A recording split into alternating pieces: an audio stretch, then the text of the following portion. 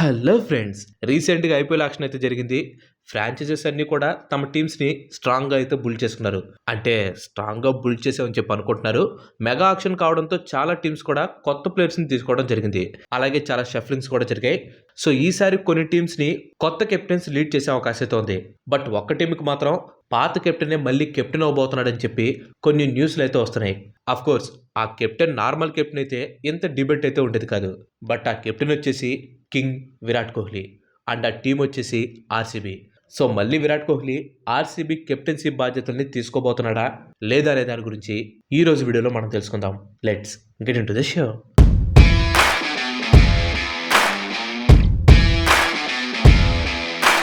Virat Kohli captaincy గురించి ఇప్పటివరకు అయితే ఆర్సీబీ మేనేజ్మెంట్ నుంచి అఫీషియల్గా ఏ స్టేట్మెంట్ కానీ అలాగే న్యూస్ కానీ బయటకైతే రాలేదు. కానీ కొంతమంది ప్లేయర్స్ అలాగే ఎక్స్ క్రికెటర్స్ ఇచ్చిన స్టేట్మెంట్స్, దాంతో పాటుగా ఆక్షన్లో ఆర్సీబీ వాళ్ళు కొన్న టీం, ఇవన్నీ చూస్తూ ఉంటే నెక్స్ట్ కెప్టెన్సీ కోహ్లీదే అని చెప్పి అనిపిస్తుంది. రవిచంద్రన్ అశ్విన్ ఈ విషయం మీద మాట్లాడుతూ తన ఒపీనియన్ చెప్పాడు.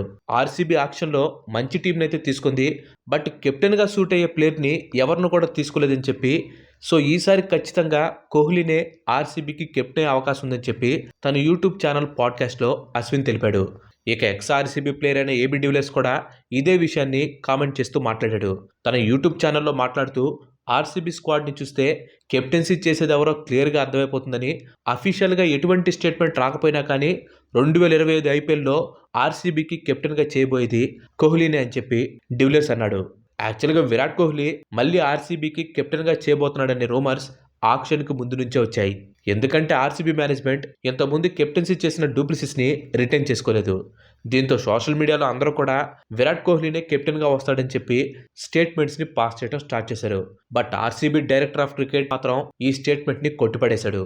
కెప్టెన్సీ గురించి ఇంకా ఎటువంటి డెసిషన్ తీసుకోలేదని, డూప్లిసిస్ని రిటైన్ చేసుకోలేదు కాబట్టి ఆక్షన్లో ఖచ్చితంగా కెప్టెన్ క్యాండిడేట్ కోసం ట్రై చేస్తామని చెప్పి తను చెప్పడం జరిగింది.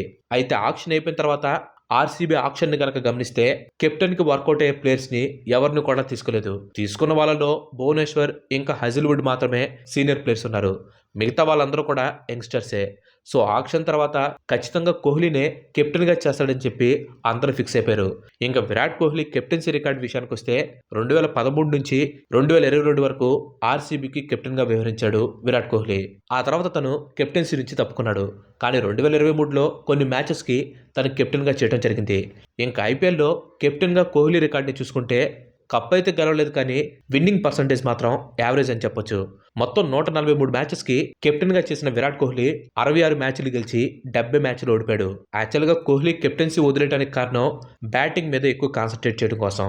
అయితే కెప్టెన్సీ వదిలేశాక కోహ్లీ చెప్పుకోదగ్గ పర్ఫార్మెన్స్ అయితే ఇవ్వలేదు. ఇన్ఫ్యాక్ట్ తన కెప్టెన్గా ఉన్నప్పుడే ఆర్సీబీకి కొన్ని బెస్ట్ ఇన్నింగ్స్ అందించాడు కోహ్లీ. అండ్ ఇప్పుడు టీంలో డూప్లిసిస్ కూడా లేడు.